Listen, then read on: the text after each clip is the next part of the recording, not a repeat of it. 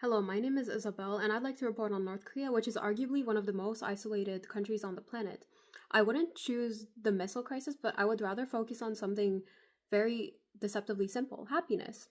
Well, we can see how the government circulates state approved videos of its citizens looking always happy and jolly.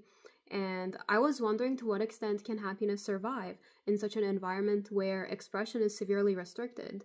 So I'd like to conduct research with defectors, if I can, with defectors, previous government employees, and just ordinary families to see their standards of happiness.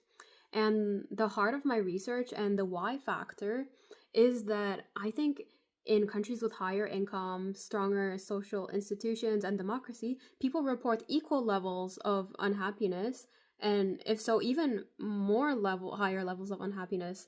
For example, South Korea and Japan have problems with suicide, loneliness, alienation.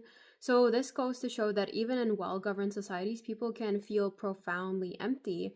And this contrast is the heart of why I want to pursue such research, and I want to accentuate that happiness does not always come from freedom of expression or prosperity.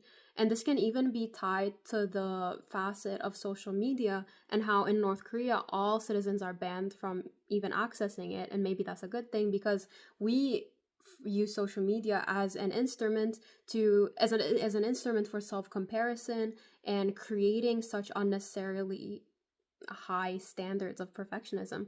And I think this story adds something new because it moves away from the usual political framing we sculpt North Korea into and rather focuses on a global emotional phenomenon. Because in the end, we all want to be happy. That's our common goal.